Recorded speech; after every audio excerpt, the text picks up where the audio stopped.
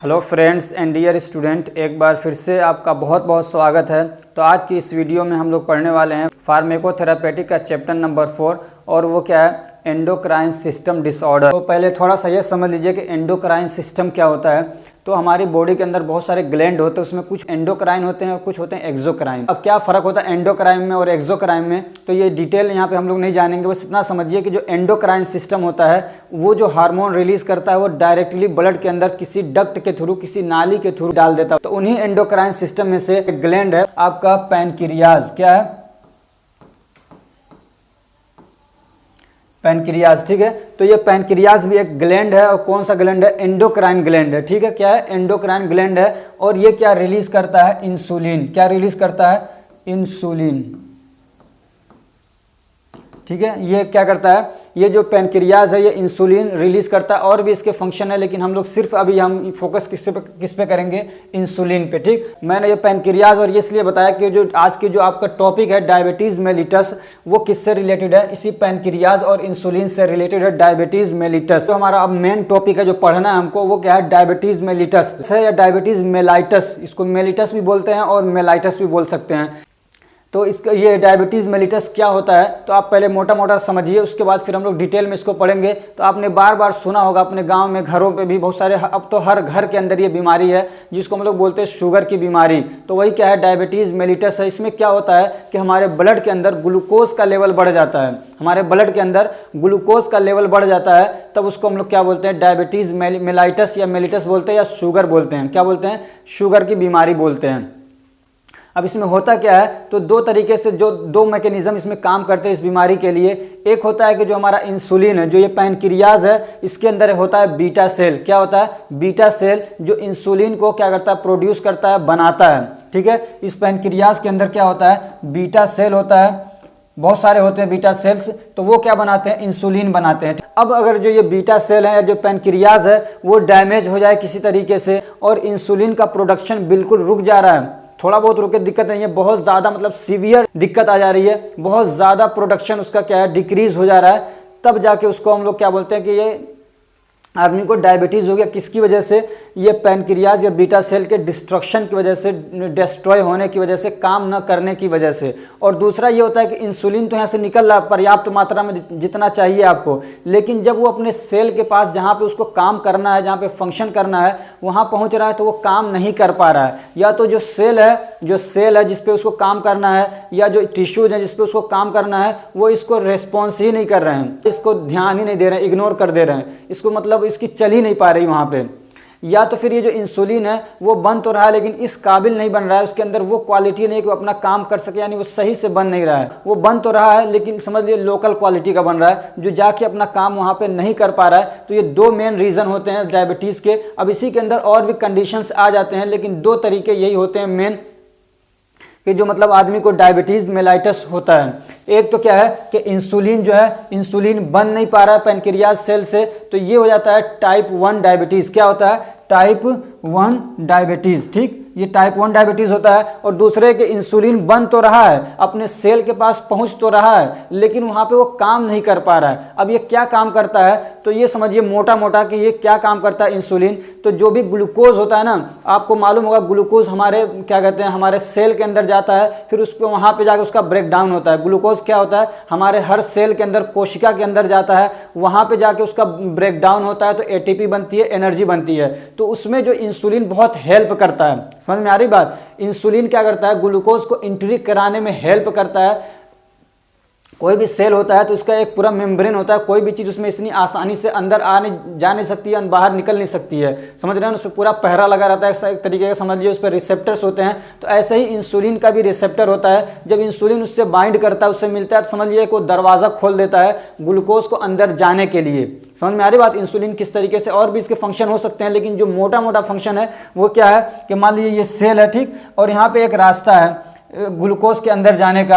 अब यहाँ पे रिसेप्टर्स होते हैं, तो जब इंसुलिन आके इससे बाइंड करता है तो ये रास्ता पूरा खोल देता है, ये रास्ता क्या करता है, खोल देता है और ग्लूकोज को अंदर जाने का पूरा चांस मिलता है। तब क्या होता है, ग्लूकोज का मतलब यूज हो जाता है, ग्लूकोज अंदर जाता है, उसका ब्रेकडाउन होता है, यूज होता है। लेकिन अगर यहाँ से बीटा सेल बन ही नहीं रहे, बीटा सेल क्या है, इंसुलिन बना ही नहीं रहे, तो जाहिर सी बात है कम जा ही नहीं पाएगा, तो वो काम नहीं हो पाएगा। या तो फिर इंसुलिन बन तो रहे हैं लेकिन ये जो रिसेप्टर हैं वो इसको रेस्पॉन्स ही नहीं कर रहे हैं, उसको ध्यान ही नहीं दे रहे हैं, तब भी ये दरवाजा नहीं खुलेगा, ग्लूकोज अंदर नहीं जा पाएगा। तो ब्लड के अंदर क्या होता है, ग्लूकोज का लेवल बढ़ जाता है। तो इस तरीके से दो मैकेनिज्म इसमें काम करते हैं। चलिए अब हम लोग इसको डिटेल से थोड़ा पढ़ते हैं। तो डेफिनेशन क्या है डायबिटीज मेलिटस का। Diabetes mellitus is an inherited or acquired disease occurs due to defect in insulin secretion और insulin action और both। तो डायबिटीज मेलाइटस या मेलिटस क्या है, तो एक ये इनहेरिटेड या एक्वायर्ड डिसीज है। इनहेरिटेड का मतलब ये है कि ये पीछे से आपके दिक्कत आ रही है, यानी आपके जीन के अंदर ये दिक्कत है कि मम्मी को या उसके पापा को ये दिक्कत चली आ रही है, तो वहां से उसका भी बीटा सेल जो हो सकता है कि वो डिफेक्ट हो, तो भी ये दिक्कत हो सकती है। या तो फिर क्या है, ये एक्वायर्ड डिसीज है। एक्वायर्ड का मतलब ये है कि पीछे से उसका कोई सोर्स नहीं है, यानी किसी फैमिली हिस्ट्री की वजह से नहीं है, बाप की वजह से, मम्मी की वजह से नहीं है, बल्कि वो क्या है, मैं खुद अपनी जिंदगी के अंदर वो बीमारी मेरे अंदर क्या है पैदा हो रही है, तो उसको हम लोग बोलते हैं एक्वायर्ड। ठीक है, तो ये दो तरीके से बीमारी होती है। ठीक है, एक इनहेरिटेड और दूसरा क्या, एक्वायर्ड। ठीक, अब ये कैसे होता है, occurs due to defect in insulin secretion. तो इसमें क्या होता है कि जो इंसुलिन का सिक्रेशन है बीटा सेल से, समझ में आ रहा है, जो बीटा सेल होता है पैनक्रियाज के अंदर, बीटा सेल इंसुलिन बनाते हैं, तो उसके अंदर डिफेक्ट आ गया तो वहां से वो सिक्रेशन नहीं हो पाएगा। या तो फिर क्या, इंसुलिन एक्शन, या तो फिर इंसुलिन का जो एक्शन है वो डिफेक्ट हो गया, यानी इंसुलिन अपना काम नहीं कर पा रहा। वो कौन सा रीजन है, वो बहुत सारे रीजन हो सकते हैं। मतलब आज तक रिसर्च यही कहती है कि मतलब एकदम एग्जैक्ट रीजन मालूम नहीं है कि क्या वजह है कि मतलब इंसुलिन अपना काम नहीं कर पा रहा है। चाहे जो भी रीजन हो, इंसुलिन निकल रहा है, ब्लड के अंदर आ रहा है, सेल के पास पहुंच रहा है, लेकिन अपना काम नहीं कर पा रहा है, तो उसी को कहेंगे डिफेक्ट इंसुलिन में, डिफेक्ट इन इंसुलिन एक्शन। ठीक, तो ये दिक्कत हो सकती है। या तो फिर दोनों दिक्कतें हो सकती हैं और बहुत, यानी ये कि इंसुलिन अपना काम भी नहीं कर पा रहा है और इंसुलिन पूरी मात्रा में निकल भी नहीं पा रहा है, तब तो और ज़्यादा क्या खतरनाक ये बीमारी हो सकती है। अब जब ये होता है कि मतलब इंसुलिन काम नहीं कर पा रहा है या इंसुलिन का सिक्रेशन नहीं होता है, तब क्या होता है, blood sugar level is high, तब उसमें ब्लड शुगर लेवल आदमी का क्या होता है, बढ़ जाता है। और ये ध्यान रखिएगा, जो ये मतलब डायबिटीज मेलिटस है, सिर्फ इतना काफ़ी नहीं है कि किसी का ब्लड शुगर लेवल बढ़ गया 2 मिनट के लिए, 4 मिनट के लिए, तो उसको हम लोग कह देंगे डायबिटीज मेलिटस है, वो तो बढ़ता घटता रहता है। लेकिन जब ये क्या है, ब्लड शुगर लेवल लंबे समय तक बना रहे, समझ में आ रही बात, जब ब्लड शुगर लेवल लंबे समय तक बना रहे, कंटिन्यूसली बना रहे, तब उसको हम लोग क्या बोलते हैं, डायबिटीज मेलाइटस या मेलिटस। ठीक, अब इसको हम लोग दूसरे नाम से भी जानते हैं। तो जब ब्लड शुगर लेवल बढ़ जाता है ब्लड के अंदर, तो उसको क्या बोलते हैं हम लोग, हाइपरग्लाइसेमिया। और जो दवा इसको ठीक करने के लिए दी जाती है उसको बोलते हैं एंटी हाइपरग्लाइसेमिक एजेंट। क्या बोलते हैं, एंटी हाइपरग्लाइसेमिक एजेंट या हाइपोग्लाइसेमिक एजेंट। अब थोड़ा सा इसको थोड़ा सा मीनिंग लेवल पे देख लेते हैं। तो डायबिटीज़ का क्या असल मीनिंग है, एक आध नंबर का क्वेश्चन यहाँ से पूछ लेता है कभी कभार, अगर ना भी पूछे तो कोई दिक्कत नहीं है। तो डायबिटीज़ का असल मतलब होता है पास थ्रू। क्या है, पास थ्रू। जैसे कि मान लीजिए कोई पाइप है, तो इसके अंदर से ये क्या है, गुजर रहा है, इसको बोलते हैं पास थ्रू। इसके अंदर से क्या हो रहा है, पास हो रहा है। ठीक है, ये मान लीजिए आपका कोई डक्ट है, यहाँ से पास हो रहा है, इसके अंदर से ये जा रहा है, तो इसी को बोलते हैं पास थ्रू करना। तो डायबिटीज़ को क्या बोलते हैं, डायबिटीज का असल मीनिंग क्या है, पास थ्रू। और मेलाइटस का मतलब होता है स्वीट, इसीलिए आप इसको सिर्फ डायबिटीज नहीं बोला करिए। हालांकि अब मतलब ये फेमस हो गया है, लेकिन आपको पूरा बोलना चाहिए डायबिटीज मेलिटस, तब जाके आपका सही मतलब होगा इसका। डायबिटीज का मतलब पास थ्रू और मेलिटस का मतलब होता है स्वीट या हनी। ठीक, तो अब इसका क्या मतलब निकालेंगे हम लोग, तो ये कह सकते हैं कि ये ऐसी कंडीशन होती है जिसमें क्या है, हनी या स्वीट, मिठाई क्या है, मीठी चीज, शुगर क्या है, पास थ्रू होती है, पास करती है। अब कहाँ से पास करती है, तो ब्लड वेसल्स के अंदर, उसके अंदर क्या है, शुगर क्या है, बहुत ज़्यादा पास कर रहा है। या फिर जो हमारा यूरिन है उसके अंदर, यूरिन जो है, यूरिन के अंदर शुगर क्या है, बहुत ज़्यादा पास कर रहा है, निकल रहा है बाहर। तो इस तरीके से आप इसको डायबिटीज़ मेलिटस को कोरिलेट कर सकते हैं इसके टॉपिक के साथ। ठीक, अब हम लोग देखते हैं कि नॉर्मल रेंज क्या होना चाहिए, यानी किसको हम लोग बोलेंगे कि डायबिटीज़ मेलिटस है, नहीं है, तो उसका नॉर्मल रेंज क्या होना चाहिए। अगर किसी को डायबिटीज़ है तो कितना उसका रहना चाहिए मेंटेन रेंज। ठीक, तो अब दो तरीके से इसको नापा जाता है, एक खाने से पहले नापा जाता है, खाने के बाद नापा जाता है। जो खाने से पहले नापते उसको फास्टिंग बोलते हैं। ठीक है, और दूसरा होता है 2 घंटे के बाद, खाना खाने के 2 घंटे के बाद। तो जो नॉर्मल लोग हैं उनमें कितना होगा खाने से पहले, तो 72 से 99 mg पर डेसीलीटर होता है। कितना? 72 से 99 mg पर डेसीलीटर शुगर का मतलब लेवल होता है नॉर्मल पर्सन के अंदर। और जो ये क्या कहते हैं, जिनको डायबिटीज़ की दिक्कत है, जो डायबिटीज़ पेशेंट है, वो अपना चेकअप करवाते रहते हैं, तो उनका कितना होना चाहिए? 80 से 130 के बीच में होना चाहिए। 80 से 130 के बीच में होना चाहिए। उससे अगर कम भी होता है, चूँकि उनको दवा दी जाती है, अगर उससे वो कम होता है तो उनको दिक्कत हो सकती है, उनको हो जाएगा हाइपोग्लाइसेमिया। क्या हो जाएगा? हाइपोग्लाइसेमिया हो जाएगा, वो भी खतरनाक होता है। तो कितना होना चाहिए उनका? 80 से 130 के बीच में उनका ये होना चाहिए जिनको डायबिटीज़ की बीमारी है। और 2 घंटे के बाद, जब खाना खाने के 2 घंटे के बाद जब चेकअप होता है, तो नॉर्मली कितना होना चाहिए? Less than 140। कितना? 140 mg पर डेसीलीटर से कम होना चाहिए। कितना? 140 mg पर डेसीलीटर से कम होना चाहिए नॉर्मल लोगों का। अगर इससे ज़्यादा हो रहा है, बढ़ रहा है, तो समझ लीजिए कि अब इनको डायबिटीज़ की दिक्कत होने वाली है। अब जिनको हो चुकी है तो उनका कितना मेंटेन रहना चाहिए? तो कम से कम कितना? लेस देन 180 mg पर डेसीलीटर। ठीक है, तो क्या कहते हैं, उनका कितना होगा? 180 मिलीग्राम पर डेसीलीटर से कम रहना चाहिए। उससे ज़्यादा अगर होता है तो उनको दिक्कत होने लग जाएगी। अब इसमें बहुत सारी दिक्कतें होती हैं। ये ऐसी बीमारी है कि हर 5 सेकेंड के अंदर, डॉक्टर नजीब के अकॉर्डिंग, हर 5 सेकेंड के अंदर एक आदमी दुनिया के अंदर मरता है डायबिटीज़ की वजह से। और WHO के अकॉर्डिंग पूरी दुनिया के अंदर हर साल तकरीबन 1.5 मिलियन लोग मरते हैं। कितना? 1.5 मिलियन लोग पूरे दुनिया के अंदर एक साल के अंदर मरते हैं। समझ में आ रही? तो कितना खतरनाक बीमारी है। और ये बीमारी कोरोना से भी ज़्यादा भयंकर है। अगर मैं ये कहूँ कि डायबिटीज़ मेलिटस जो है ये कोरोना से भी ज़्यादा खतरनाक है, तो ये गलत नहीं होगा। इसलिए कि कोरोना क्या करता है, या तो आपको मार देता है डायरेक्टली, या तो फिर आप बच जाते हैं उससे। लेकिन ये जो है ना, ये आदमी को तड़पा तड़पा के मारता है। कैसे मारता है? जब एक बार आदमी का ये ब्लड शुगर लेवल बढ़ता है ना, तो फिर ये क्या होता है, बहुत सारी दिक्कतें क्रिएट करने लग जाता है। इसका जो मेजर दिक्कत होती है वो क्या होती हैं? ये ब्लड वेसल्स जो हैं उन पर काम करता है, और उनको क्या करता है, ये ब्लॉक करने का काम करता है। समझ में आ रही?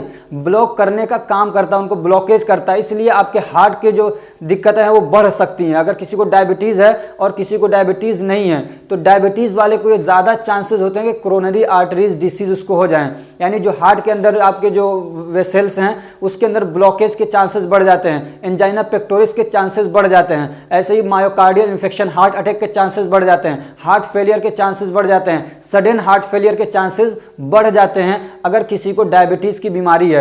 ऐसे ही आदमी का जो नर्वस सिस्टम को ब्लड सप्लाई होता है उसमें भी दिक्कत आती है, वहाँ पे भी ब्लॉकेज हो सकते हैं, ब्रेन हेमरेज होने के चांसेस बढ़ जाते हैं। समझ में आ रही बात? और दिमाग को पूरी तरीके से क्या है, ब्लड सप्लाई नहीं होता तो चक्कर आएगा, कभी कुछ होगा। ऐसे ही आदमी का इम्यून सिस्टम डिस्टर्ब हो जाता है।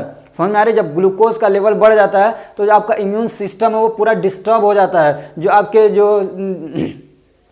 जो क्या कहते हैं, हमारा डिफेंसिव मैकेनिज्म है, जो WBCs हैं, उनको जब ग्लूकोज मिलता है ना तो एकदम जैसे कि शराब पिया हुआ आदमी मस्त हो जाता है, कुछ पता नहीं रहता उसको। ऐसे ही ये जो है ना, जब उनको ग्लूकोज ज़्यादा मिलता है तो कहते हैं आज तो मौज हो गई, मज़ा आ जाता है उनको भी। क्या ड्रंक, जैसे कि आदमी शराब पिया हुआ नशे में होता है, ऐसे वो नशे में जाते हैं, वो अपना काम ही नहीं कर पाते हैं। इसीलिए आपने देखा होगा किसी को, जो ऐसा आदमी है जिसको क्या कहते हैं डायबिटीज़ की दिक्कत है, ब्लड में शुगर लेवल बढ़ा हुआ है, तो उसको कहीं कट लगता है, कहीं चोट लग जाती है, तो जल्दी से ठीक नहीं होता है। तो क्या रीज़न होता है कि इसलिए कि उनका इन्फेक्शन हो जाता है, बार बार इन्फेक्शन होता है। और जो हमारा मैकेनिज्म है इन्फेक्शन को ख़त्म करने के लिए, माइक्रो ऑर्गेनिज्म को किल करने के लिए, वो खुद मस्त है, उस शराब पिया हुआ है, उसको तो पता ही नहीं है। शराब पिया हुआ नहीं कह रहा हूँ, जैसे ग्लूकोज जब उनको मिलता है ज़्यादा मात्रा में उनको मिलने लगता था, वो एकदम मस्त हो जाते हैं, उनको कुछ पता नहीं रहता मुझे क्या करना नहीं करना। अब फिर उसमें क्या होता है, हमारा नर्वस सिस्टम डिस्टर्ब हो जाता है। क्या होता है? नर्वस सिस्टम डिस्टर्ब हो जाता है। तो कितनी सारी दिक्कतें ये क्रिएट कर रहा है। नर्वस सिस्टम डिस्टर्ब होगा तो किस जगह पे चोट लगी और दिमाग को भी नहीं पता चल पाता सही से, क्योंकि जो सेंसरी न्यूरॉन है, मोटर न्यूरॉन है, जो मैसेज लेके जाते आते वो भी क्या मतलब किसी हद तक डिस्टर्ब हो जाते हैं। और ये सब दिक्कतें जब मतलब ज़्यादा लेवल पे, हाई लेवल पे जाता है ये शुगर, तब ज़्यादा दिक्कतें क्रिएट होती हैं। तो फिर क्या है, आदमी के पैर में चोट लगी हुई है मान लीजिए, तो नर्वस सिस्टम भी काम नहीं कर रहा है। आपका जो डिफेंस मैकेनिज्म है, यानी आपके समझिए जो WBCs हैं, जो पूरा आपका इम्यून सिस्टम है, वो किसी हद तक डिस्टर्ब हो जाता है, वो बीमारी को रिकॉग्नाइज नहीं कर पाता है। जो माइक्रो ऑर्गेनिज्म अंदर आते हैं उनको नहीं किल कर पाता है, फेगोसाइटोसिस नहीं कर पाता है। समझ में आ रही बात? वो उस जगह को जो हमारे जो हमारे मतलब डिफेंस मैकेनिज्म है, जो WBCs हैं, जो फेगोसाइटोसिस करते हैं, माइक्रो ऑर्गेनिज्म को खाते हैं, वो जगह ही नहीं पहुंच पाते हैं। उनको कहाँ जाना वो भूल जाते हैं। और उससे पहले एक होता है माइक्रोफेजेस। माइक्रोफेजेस मैंने एक बार बता चुका हूँ कि जब वो हमारी बॉडी के अंदर कोई भी एंटीजन आता, कोई भी मतलब चीज़ आती है बाहर से, तो सबसे पहले जो माइक्रोफेजेस होते हैं वो उस पर अटैक करते हैं, उसको मारने की कोशिश करते हैं, तो वो भी इसके अंदर डिस्टर्ब हो जाता है। वो भी क्या है, जब ग्लूकोज ज़्यादा मिलता है तो मस्त हो जाकर कहीं सो जाता है जाके वो, तो वो क्या है, हमारी बॉडी, हमारे समझ लीजिए हमारी कंट्री के अंदर, हमारी बॉडी के अंदर आतंकवादी आ जाते हैं, माइक्रो ऑर्गेनिज्म आ जाते हैं बाहर से। और इसमें क्या होता है, जो पतली पतली नसें होती है ना, उसमें भी ब्लड शुगर लेवल वो भी बढ़ जाता है, तो उसकी वजह से क्या है, बहुत सारी दिक्कतें क्रिएट होने लग जाती हैं। ऐसे ही हमारा जो ये आँख है ना, आँख में इसमें जो नसें हैं वो सबसे मतलब इसमें जो नसें वो बाहर से आप देख सकते हैं, जो हमारी कैपिलरीज हैं आँखों के अंदर, जो पतली नसें हैं वो बाहर कहीं और आप इतना आसानी से नहीं देख सकते हैं जितना आसानी से आँखों वाला देख सकते हैं। तो जब ये ब्लड शुगर लेवल बढ़ता है तो ये जो कैपिलरीज हैं वहाँ पे भी दिक्कत करता है, उनको टाइट कर देता है, वो क्रैक हो जाती है, उसका जो मटेरियल वो बाहर निकलने लगता है। फिर हमारा जो वहाँ पे ऑप्टिक नर्व्स हैं उस पर प्रेशर बनता है, तो आदमी को दिखना भी सही से, आदमी को दिखता नहीं है सही से, ब्लर विजन हो जाता है। इसलिए जिसका शुगर लेवल बढ़ता है आप देखेंगे उसको सही से दिखता नहीं है, देखने में दिक्कत होने लग जाती है। ऐसे ही आदमी के कैटरेक्ट होने के चांसेस बढ़ जाते हैं। कैटरेक्ट क्या है, जो लेंस होता है ना, लेंस हमारी आंखों में, उसमें जब ग्लूकोज बहुत ज़्यादा बढ़ता है तो वहीं पे जाकर रुक जाता है, सोर्बिटोल बन जाता है, सोर्बिटोल बनता है वहीं चिपक जाता है, तो वहाँ से आदमी को उस पर समझ लीजिए एक लेयर चढ़ जाती है उसके ऊपर, लेंस के ऊपर, तो क्या है, सोर्बिटोल की लेयर चढ़ जाती है, उससे धुंधला धुंधला दिखने लग जाता है, आदमी को मोतियाबिंद हो जाता है। ऐसे ही आदमी को ग्लूकोमा होने के भी चांसेस हो जाते हैं बहुत ज़्यादा, कि जो ड्रेन करने वाली चीज़ें होती है, यानी जो ब्लड के हमारी आँखों के अंदर जो फ्लूइड होता है वो ड्रेन करता रहता है, बाहर निकलता रहता है। लेकिन जब ये आपको दिक्कत होती है डायबिटीज़ मेलाइटस की, तो वो ड्रेन करने वाला सिस्टम भी डिस्टर्ब हो जाता है, इसलिए आदमी को बहुत ज़्यादा चांसेस होते हैं ग्लूकोमा हो जाए उसको। तो और भी बहुत सारी दिक्कतें हो सकती हैं, मैंने कुछ बताया है, तो चलिए ये मैंने कुछ बता दिए आपको। चलिए हम लोग मेन टॉपिक पे आते हैं। मैं इसको इसलिए थोड़ा डिटेल से बता रहा था कि ये जो मतलब दिक्कत है ना, ये आदमी को बहुत ज़्यादा नुकसान पहुंचाती है, और ये मतलब हर घर के अंदर एक आध पेशेंट इसके पाए जाते हैं।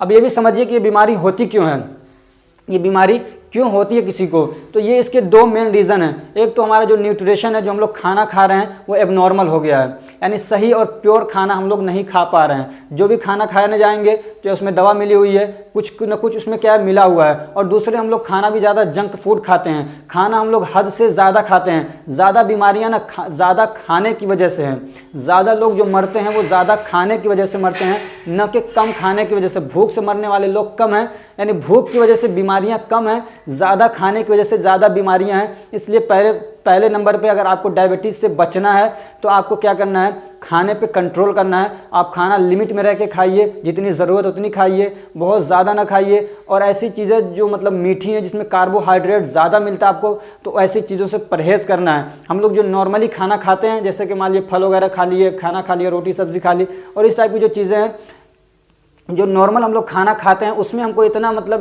ग्लूकोज मिल जाता है जो हमारी बॉडी की ज़रूरत है। लेकिन ऊपर से हम लोग रसगुल्ला भी खाएंगे और पता नहीं क्या क्या बहुत सारी चीज़ें, मिठाइयाँ खाते हैं, तो ये दिक्कत क्रिएट करता है। और दूसरी जो हमारा फिजिकल एक्टिविटी वो कम हो गई है। पहले के ज़माने में 500 साल पहले, 200 साल पहले लोग फिजिकल एक्टिविटी बहुत ज़्यादा किया करते थे। लेकिन आज हम लोगों की जो लाइफ स्टाइल है वो क्या है, दिन भर कुर्सी पर बैठ के पढ़ाई, अगर पढ़ रहा है तो भी दिन भर कुर्सी पर बैठा हुआ है, काम कर रहा है, जॉब कर रहा है तो दिन भर चेयर पर ऊपर बैठा हुआ है। तो फिजिकल एक्टिविटी कम हो जा रही है, तो उसकी वजह से भी ये दिक्कत आ रही है। और टाइप 2 जो डायबिटीज़ है ना, उसका जो मेन रीज़न मैंने बहुत ढूंढने की कोशिश की, मिला नहीं, लेकिन ज़्यादातर ये मिला कि ओबेसिटी, यानी मोटापे की वजह से डायबिटीज़ 2, जो दूसरे टाइप का डायबिटीज़ है, डायबिटीज़ 2, वो मोटापे की वजह से ज़्यादा वो दिक्कत क्रिएट होती है।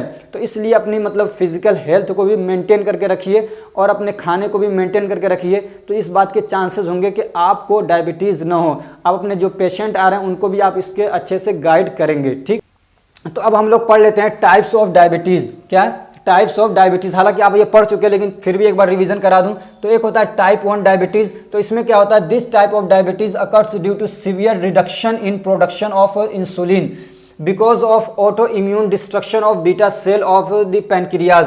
तो जो फर्स्ट टाइप का डायबिटीज़ है, इसमें क्या होता है, occurs due to severe reduction in production of insulin.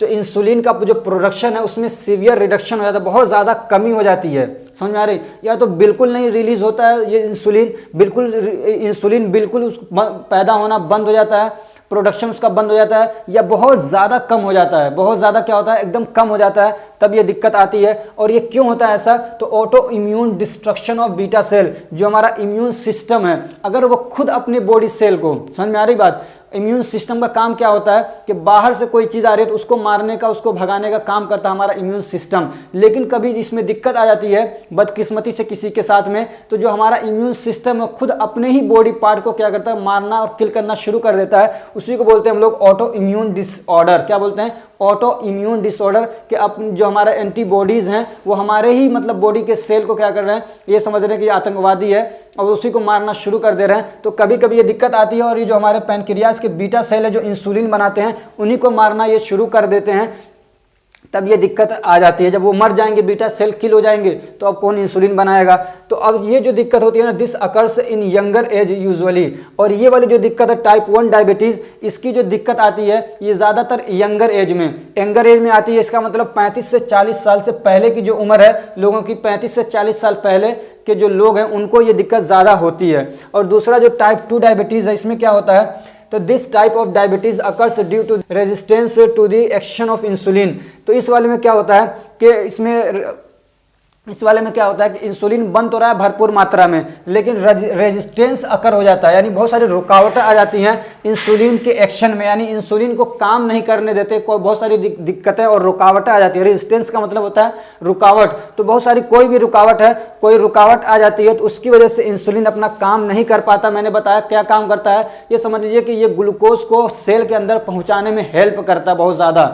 समझ में आ रही बात? तो वो काम इसका रुक जाता है। और क्या होता है, और cell do not respond to insulin, या जो सेल हैं यानी सेल के समझिए कि जो वहाँ पे रिसेप्टर हैं सेल के ऊपर, वो क्या रिस्पॉन्ड नहीं करते हैं, जवाब नहीं देते हैं, कोई उसके तरफ मतलब इंटरेस्ट ही नहीं दिखाते हैं इंसुलिन के अंदर, कहते हैं मुझे कुछ मतलब ही नहीं तुझसे।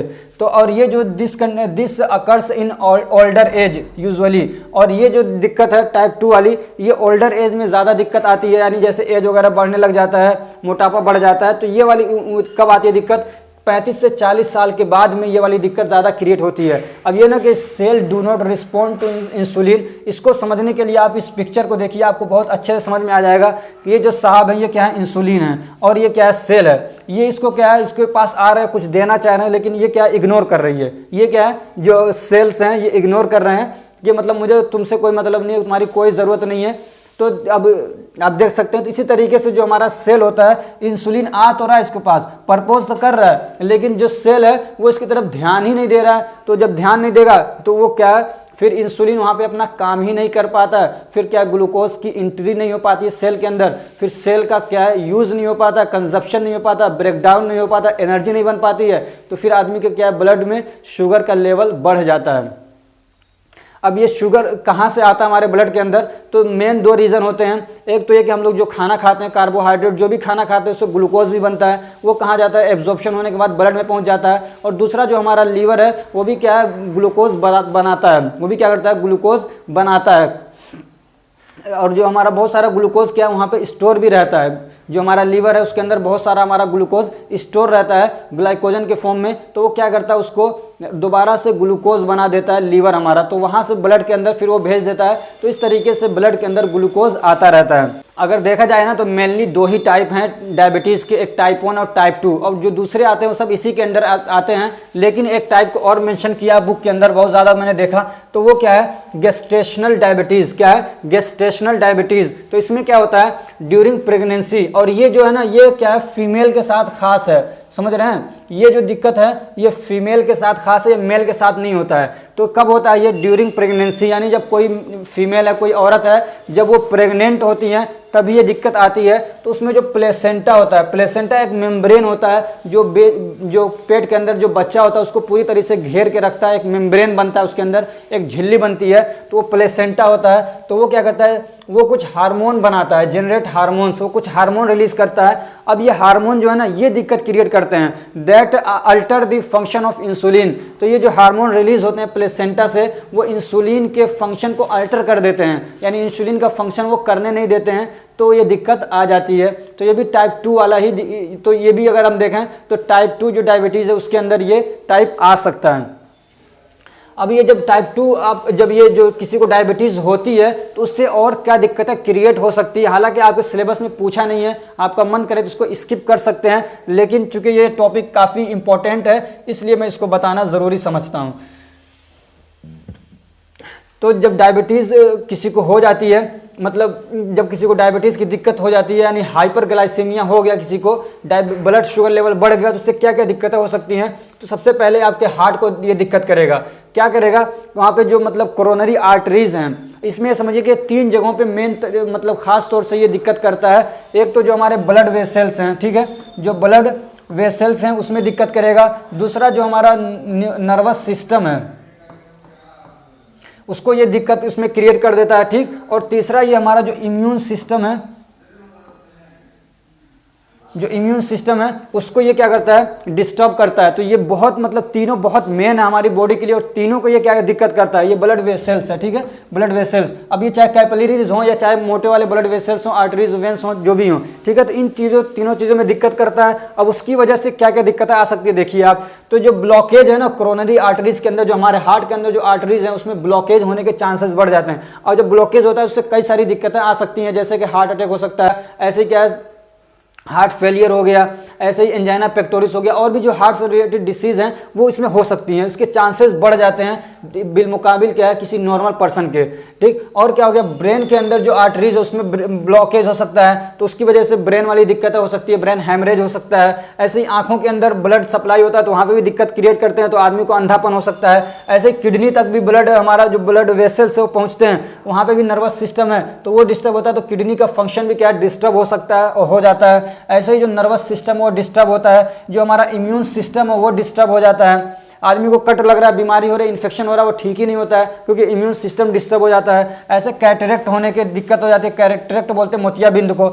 ऐसे ही ग्लूकोमा यानी आदमी की आंखों के अंदर अंधापन आ जाता है, वो ग्लूकोमा होता है। 2 तरीके का ग्लूकोमा होता है, एक होता है क्लोज एंगल और एक होता है ओपन एंगल, ये मैं पढ़ा चुका हूँ। ऐसे ही क्या है, इरेक्टाइल डिसफंक्शन हो सकता है। क्या हो सकता है, इरेक्टाइल डिसफंक्शन। अब ये वाली जो बीमारी है ना, ये मेल के साथ में खास है, जो मर्द लोग हैं उनके साथ ये दिक्कत आती है। जो पेनिस है उसके अंदर क्या इरेक्शन नहीं होता है, समझ में आ रही बात, पेनिस के अंदर इरेक्शन नहीं होता है, यानी वो फुल्ली तरीके से खड़ा नहीं हो सकता, काम नहीं कर सकता है, इसलिए कि ब्लड की सप्लाई क्या है डिस्टर्ब हो जाती है, पूरी तरीके से ब्लड पहुँचता नहीं है, और उसके इरेक्शन के लिए ब्लड का पूरी तरीके से पहुँचना ज़रूरी होता है, ठीक। अब इसकी हम लोग एटियोलॉजी देख लेते हैं। अब देखिए इतनी सारी दिक्कतें क्रिएट हो सकती हैं, इसलिए आप ज़रूर कोशिश करिएगा कि आपको डायबिटीज़ ना हो। उसके लिए आपको अपने खानों पे ध्यान देना चाहिए। आज देखते हैं कहीं पे भी जाएंगे घूमने के लिए तो फास्ट फूड हैं, जंक फूड हैं, ये बहुत ज़्यादा दिक्कत क्रिएट करते हैं। ऐसे ही फिजिकल एक्टिविटी को बढ़ाइए। मेरी तो हो जाती है आगे 1 घंटा 2 घंटा जब मैं यहाँ पे बोलता हूँ कंटिन्यू, तो मेरी तो समझ लीजिए बहुत सारा ग्लूकोज ऐसे ही क्या यूज़ हो जाता है। लेकिन आपको भी कुछ इस टाइप से करना चाहिए जहाँ पे आपका ग्लूकोज क्या है यूज़ हो रहा है, मुझे तो मतलब एक्स्ट्रा लेने की ज़रूरत पड़ जाती है। अब इसकी एटियोलॉजी क्या है, तो टाइप 1 डायबिटीज़। टाइप 1 डायबिटीज़ में क्या एटियोलॉजी होगा, इसका एटियोलॉजी मतलब क्या कॉजेज होते हैं। तो ऑटो इम्यून सिस्टम जो हमारा वो autoimmune destruction of beta cell of pancreas, यानी हमारे पेनक्रियाज के जो बीटा सेल है उनका डिस्ट्रक्शन हो जाता है ऑटो इम्यून सिस्टम की वजह से। ऑटो इम्यून का मतलब होता है जो हमारा इम्यून सिस्टम है, जो बीमारियों से लड़ने वाली ताकत है, वो हमारे बीटा सेल को खुद अपना दुश्मन समझ के मारना शुरू कर देती हैं, तो वो हम लोग बोलते हैं ऑटो इम्यून डिस्ट्रक्शन, ठीक। और दूसरा क्या, एनी डिसीज इन पेनक्रियाज, या जो हमारा पेनक्रिया है, जो पेनक्रियाज है हमारा, उसके अंदर कोई दिक्कत आ गई, इन्फेक्शन हो गया, कुछ भी आ गया, मान लीजिए कहीं एक्सीडेंट हो गया और पूरा वो डिस्टर्ब हो गया, कट गया, तो ये कोई सी भी दिक्कत आ जाए, अगर पेनक्रियाज के अंदर दिक्कत आ रही है तो वहाँ से इन टाइप 1 दिक्कत शुरू होती है, टाइप 1 डायबिटीज़ की दिक्कत शुरू होती है। तीसरा क्या है, एज।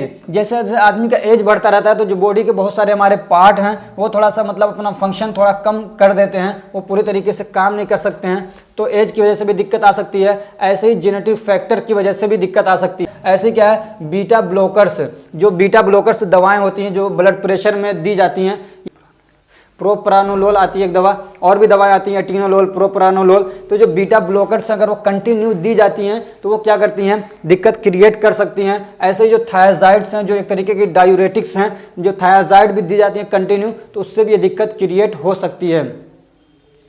अब बीटा ब्लॉकर क्या करते हैं, तो बीटा ब्लॉकर हैं तो हमारा जो पैनक्रियाज उसके अंदर भी तो बीटा सेल होते हैं, तो उसके भी फंक्शन को ये क्या करते हैं, ब्लॉक कर देते हैं। अब जब आदमी लंबे समय तक बीटा ब्लॉकर खा रहा तो जो उसके सेल हैं वो काम कर ही नहीं पा रहा, वहाँ से इंसुलिन निकल ही नहीं रहा है, और ग्लूकोज तो आपकी बॉडी में बनता जा रहा है, तो उसका लेवल क्या धीरे धीरे बढ़ता रहता है, और बीटा सेल से इंसुलिन रिलीज नहीं हो रहा है, ग्लूकोज तो बढ़ता जा रहा है, अब बीटा ब्लॉकर खाया जा रहा है, इंसुलिन के जो पैनक्रियाज के जो बीटा सेल हैं वो क्या है, इंसुलिन रिलीज ही नहीं कर पा रहे, तो इस वजह से भी क्या है, दिक्कत आ सकती है किसकी, डायबिटीज़ की।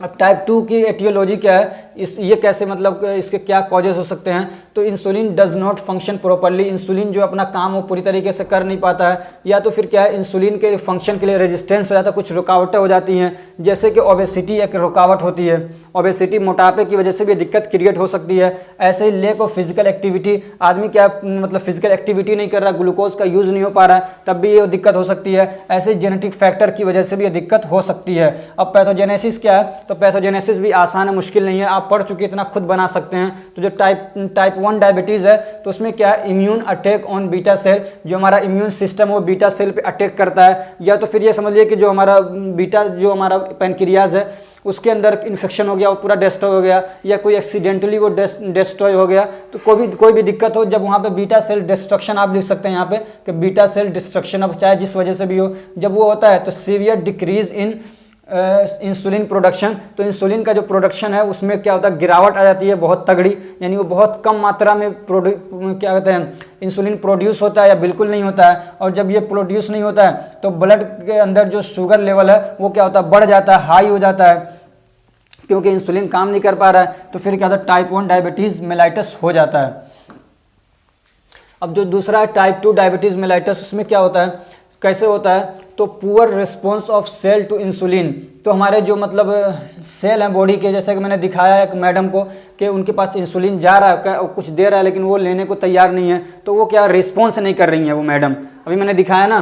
तो यही है कि poor response of cells to insulin, कि जो हमारे सेल हैं बॉडी के वो क्या है, इंसुलिन को रिस्पॉन्स ही नहीं कर रहे, इंटरेस्ट ही नहीं दिखा रहा है उसके अंदर, तो फिर क्या है, इंसुलिन अपना काम नहीं कर पा रहा है। या कोई और दूसरा रेजिस्टेंस, यहाँ पे आप लिख भी सकते हैं रेजिस्टेंस, कोई भी तरीके का रेजिस्टेंस हो, जब रेजिस्टेंस हो जाता है इंसुलिन के एक्शन के अंदर, तो फिर क्या होता है, इसका इंसुलिन का जो फंक्शन है वो डिक्रीज हो जाता है। जब उसका फंक्शन डिक्रीज होगा तो ब्लड के अंदर जो शुगर है उसको तो मौज आ जाती है, कोई इस पर काम करने वाला नहीं रहता है, तो वो लेवल बढ़ जाता है, और जब उसका लेवल बढ़ता है तो टाइप 2 डायबिटीज मेलाइटस हो जाता है।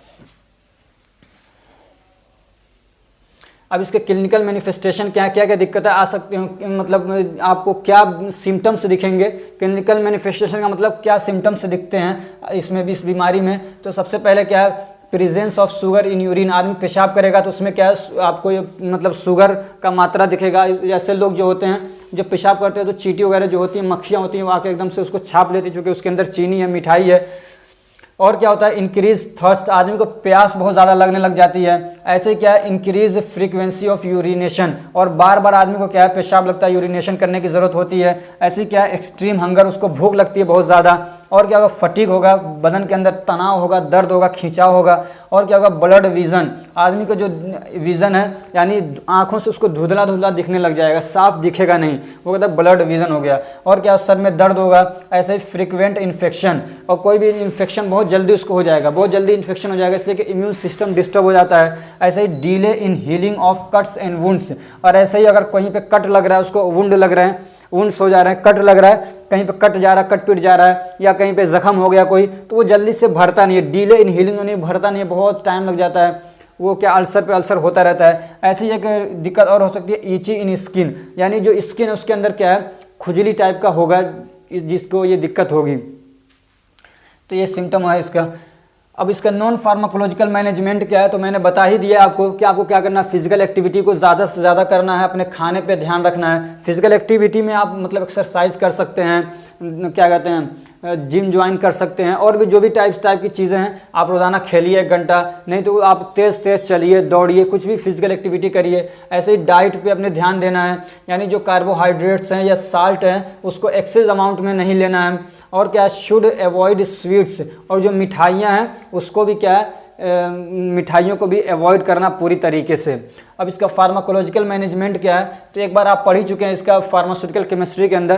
तो क्या टाइप 1 डायबिटीज़ जो है ये क्या इसको बोलते हैं इंसुलिन डिपेंडेंट, क्योंकि इसमें इंसुलिन बन ही नहीं रहा है बिल्कुल। तो इसमें क्या करते हैं इंजेक्शन के थ्रू या जैसे भी बॉडी के अंदर इंसुलिन को डायरेक्टली इंजेक्ट कर दिया जाता है ब्लड के अंदर, ठीक। टाइप 2 डायबिटीज़ जो है इसके अंदर आप दवाइयाँ खाते हैं, टेबलेट वगैरह खाते हैं तो इसको हम लोग क्या बोलते हैं हाइपोग्लाइसेमिक एजेंट बोलते हैं। क्या बोलते हैं हाइपोग्लाइसेमिक एजेंट। तो ये कई तरीके के हैं, एक है सल्फोनाइल यूरिया। क्या है सल्फोनाइल यूरिया, तो ये क्या करते हैं दे stimulate the release of insulin from pancreas. तो ये क्या करते हैं सल्फोनाइल यूरिया जो है ये जो हमारे पैनक्रियाज है उसको मतलब उभारते हैं और कहते हैं कि और तुम काम करो, मतलब वो काम नहीं कर रहा है ढंग से, वो इंसुलिन को रिलीज़ नहीं कर रहा है, पूरी तरीके से बना नहीं रहा है, तो उसको मतलब किसी हद तक उसके फंक्शन को बढ़ा देते हैं, उसको एक्टिव कर देते हैं कि तुम क्या करो इंसुलिन ज़्यादा से ज़्यादा रिलीज़ करो, ठीक है। कौन करता है ये सल्फोनाइल यूरिया जो दवाएं होती हैं। तो उसका एग्जाम्पल क्या है टोलब्यूटामाइड, क्लोरप्रोपामाइड, ग्लीबेंक्लामाइड, ग्लिपिनाइड्स और कई सारी हैं ये इस टाइप की, ठीक। दूसरा आती है जो दवाएं होती है बिगुआनाइड्स या बिगुनाइड्स भी बोलते हैं इसको लोग। तो क्या बिगुआनाइड्स, तो ये क्या करते हैं prevent liver from production of glucose. तो जो हमारा लीवर है वो उसको क्या करते हैं ये रोक देते हैं ग्लूकोज बनाने से। इसमें जो दवाएं आती है जैसे मेटफॉर्मिन आ गया, फेनफॉर्मिन आ गया, तो ये लोग क्या करते हैं लीवर को रोकते हैं ग्लूकोज के प्रोडक्शन से। और तीसरी एक दवा और आती है, और भी एक दो दवाएं हैं लेकिन 3 मैंने यहाँ पे लिया है जो काफ़ी इंपॉर्टेंट हैं। तीसरा क्या है अल्फा ग्लूकोसाइडेज इनहिबिटर। तो ये क्या करता है इनहिबिटर है, तो इनहिबिट करता है। तो क्या इनहिबिट करता है it prevents the absorption of carbohydrate from intestine. तो जो हम लोग खाना खाते हैं कार्बोहाइड्रेट है उसमें कई सारे आते हैं जैसे कि ग्लूकोज, सुक्रोज, माल्टोज जो भी हैं, तो उसको क्या एब्जॉर्ब होने से ये क्या करता है रोकता है, हमारे इंटेस्टाइन से ब्लड स्ट्रीम में नहीं पहुंच पाते उसको रोक देता है।